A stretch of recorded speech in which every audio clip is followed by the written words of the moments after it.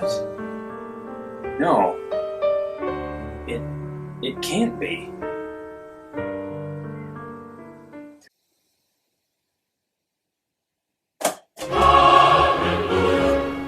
Gotcha Force is a game that everyone should play.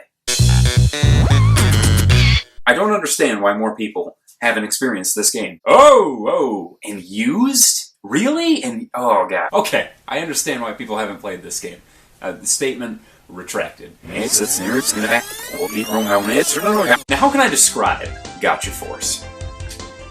Imagine you're 7, or whatever age you were when you were filled with childlike wonder. Gotcha Force is taking a toy chest and dumping it all out, and then forcing everything to fight each other. Gotcha Force is a game for the Gamecube that came out in 2003 for us Americans. It's described as a fighter/third-person shooter, and I suppose that's more or less accurate. The story of the game is pretty simple. You play as Ko, a child with 3 eyebrows. He's the new kid in Safari Town. The day after a meteorite fell towards Safari Town. No, Safari Town. Oh, a typo in the opening. A strange meteor shower occurs, and Ko spots one that looks a little different from the others. So after school, he goes up the mountain to find it, and meets G-Red, an alien life form known as a Gotchaborg. The Gotchaborgs are fighting against the Death Force, led by the Galactic Emperor, who destroyed their homeworld and now seeks to invade and destroy Earth. And that's really about it. You gather Gotchaborgs to fight against an evil empire. So it's basically Transformers, and G-Red is Optimus Prime. That's a question you should ask yourself, Megatron. But thankfully, there are a lot of side characters that enhance the game by filling out the usual tropes. They have their own partner Borgs in the way that Ko has G-Red, and as the game progresses, they'll add more Borgs to their team. I'm gonna go through all of them. Strap yourself in, get your popcorn and your milk duds. Here we go. Kakeru is Ko's best friend, and he uses ninjas, his partner Borg being a ninja named Sasuke.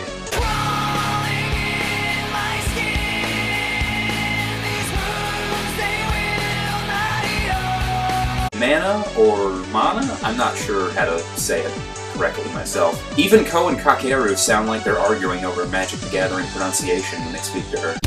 Mana! Her partner is now a Nurse Borg, which are Borgs that can heal other Borgs, but they don't have a lot of offensive power. Later on, she gets these Witch Borgs, which do all sorts of various supportive status effects and things. And Mana's a really good ally for a lot of missions, just because she can heal you. But something to be aware of is friendly fire is present in this game, and there are times when she will heal the enemy accidentally, and that can kind of throw a wrench in your plan. Another downside is she kind of grinds on you after a while. Hey! Why you? Yay! We did it! I'm not talking to you anymore. Let's have fun! Fun? You think this is fun, Mana? You think battling an evil empire with a force of inch-high alien robots is fun? Huh?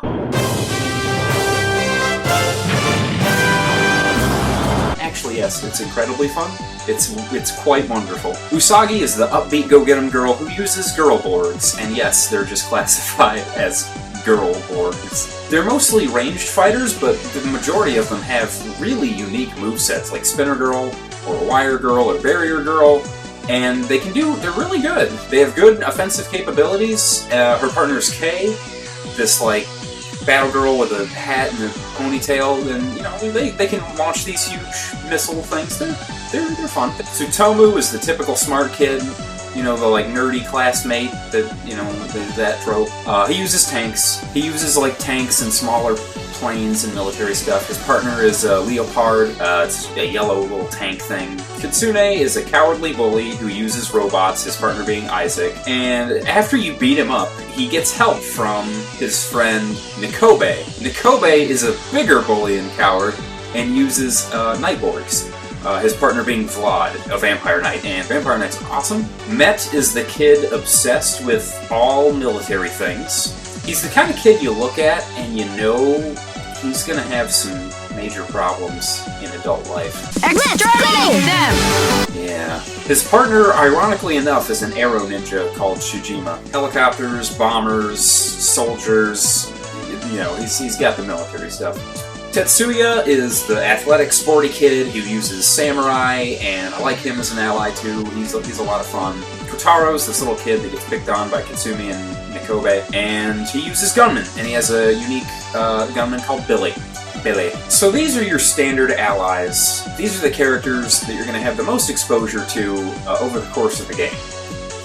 But now we get into the more interesting side characters, the ones that really stand out. Early on in the game, you'll run into this guy, Sho. You're gonna lose! He's the anti-hero, he's the guy with the mysterious past, he's the Seto Kaiba of Gacha Force. If at first you don't succeed, blast him with your blue eyes again! You have to fight him as part of the story, and on your first playthrough, he's really hard. You'll probably lose to him, and you're kind of supposed to. It's much easier on additional playthroughs of the game to beat him because you carry all the Borgs over from your previous game into the newer one, so then you have, you know, a stronger army that you can use to beat him. If you don't lose to him at all, he ends up joining you. He uses these winged Borgs that have this glaive thing. They're really strong. His partner is Garuda. Later on, Sho starts to fight you with his ally Yuji. And Yuji is just the best thing. This has never been proven from the point of literature. This is impossible from the point of cultural anthropology. Yuji is an insane child who constantly spouts nonsense. He's got no filter, no restraint. He's wonderful. Peter picked pickled peppers perfectly. His team is all over the place. He uses all sorts of just weird things. His main one, though, is a jelly diver variant known as Jack. Just Jack. It's so amazing. Philosophically speaking, this had to happen. There are also two of the children that are actually working for the Death Force. The first is Tama. Tama is this spoiled brat that's always eating ice cream in a sailor uniform for some reason. You guys must have cheated. For most of the game, Tama's one Borg is this huge battleship known as the Death Ark. It's clear how this is going to end.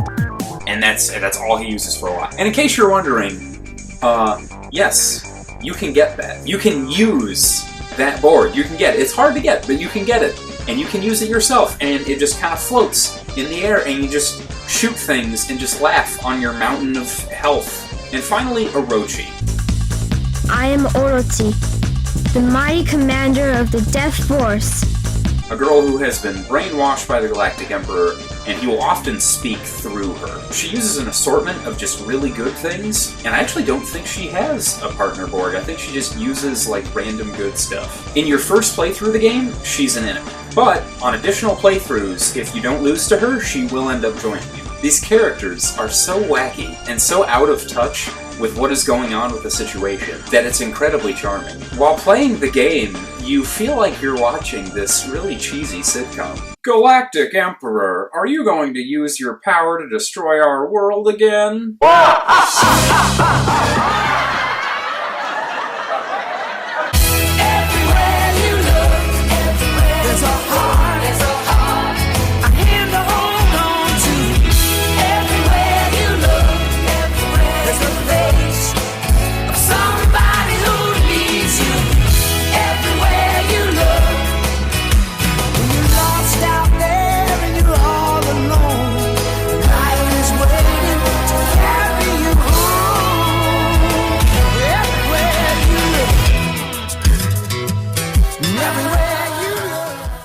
You have to understand, the characters in the game are about 10 years old. You don't really consider things like collateral damage or civilian death when you're that age. They're just like, oh, it's these little aliens, and they're fighting against an evil alien empire, and everything's gonna be okay, and we're gonna beat the bad guys. And you don't really think about, you know, the impact of your actions, which is kind of funny, because at the end of the game, there's these two missions where your Gacha Borgs use their GF energy, which I'll get into later. They use their GF energy to grow in size. And, like, the missions are, it's a cool idea, but you're playing through this mission and you're the size of, like, skyscrapers. And you're just stomping through this town. You blow up a building and you're just like, oh my gosh.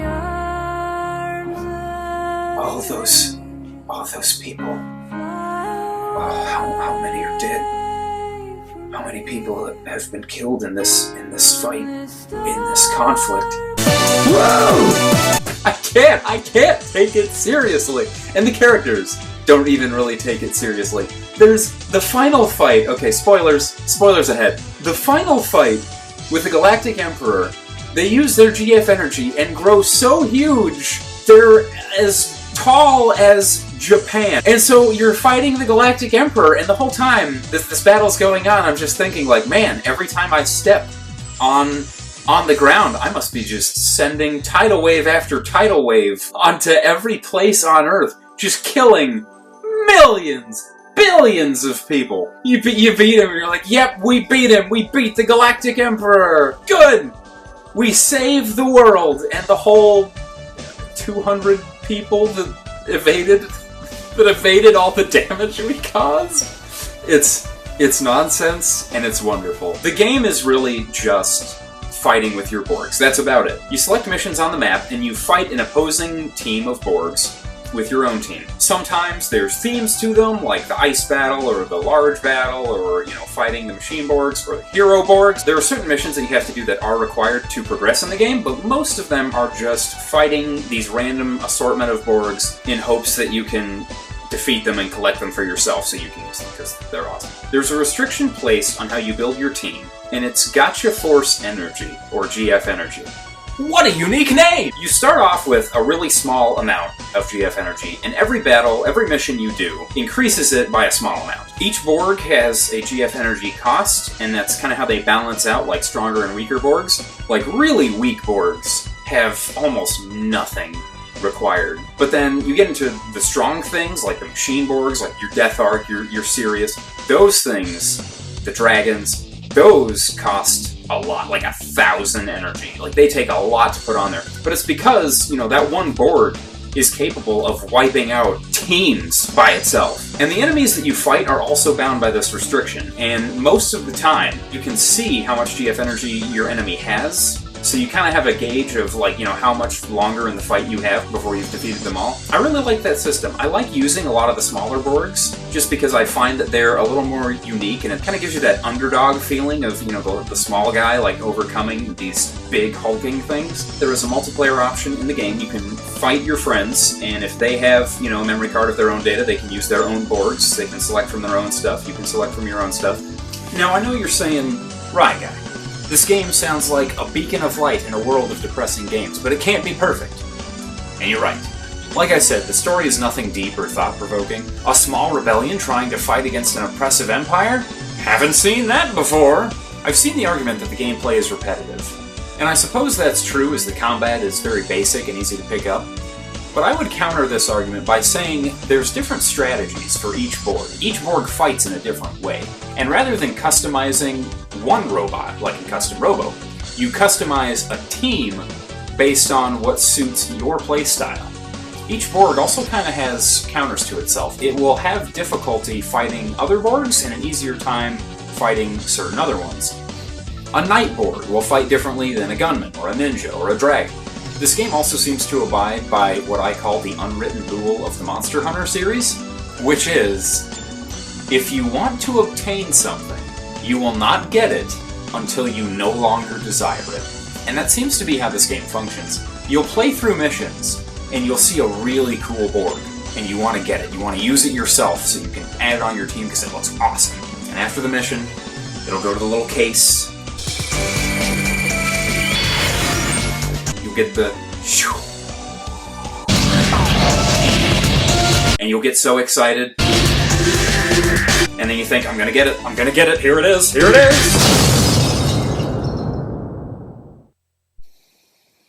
Oh. Or it's just another normal ninja. I'll just put it here with the other ones. There we go. Good. It gets even worse when the really good stuff is required to have multiple parts to it. Like, they couldn't just give you, the good things. they had to split it into pieces, and of course you get the pieces at random. Some Borgs need 2 parts to be made so you can get them. Some need like 5. It's ridiculous. But that silly rule, that's a Monster Hunter thing, and Monster Hunter's a Capcom series. And Gotcha Force is published by, actually, who does publish Gotcha Force?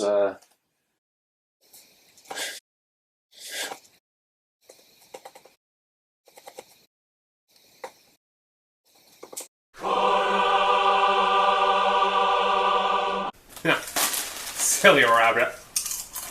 Tricks are for kids. Huh. RyGuy? What are you doing in my house? Hello, How friend. did you... Hi. I have attained enlightenment. Oh, hey, alright. That explains that. So how'd you do that? Did you self-reflect and meditate for hours and weeks and days? No, Oh. just an earth-shattering revelation. Oh, yeah, alright. You wanna go to Tivana? Dude, I love Tivana! Yeah! Let's go! Woo! Yeah! Hey, did you know Starbucks owns Tivana? Overall, Gotcha Force is a great game that suffers from some minor flaws. It's a shame that copies are so hard to find and so expensive. In 2012, Capcom re-released the game for the Gamecube. I think they just had extra copies in a warehouse somewhere. And they tried to get some more interest sparked among the community. And it kind of did. But it doesn't seem like it was enough to really bring back the franchise, and that's a shame. I would love for it to get a re-release on a newer system, or even just put to the Virtual Console so more people could get the exposure to this game. Capcom has said, despite Gotcha Force's low sales, that it's one of the games they're most proud of. When they made it, it was something they really put a lot of time into, and you can see that. The developers cared about this game, that they loved making it. If you get a chance to play this game, please do. You won't be disappointed.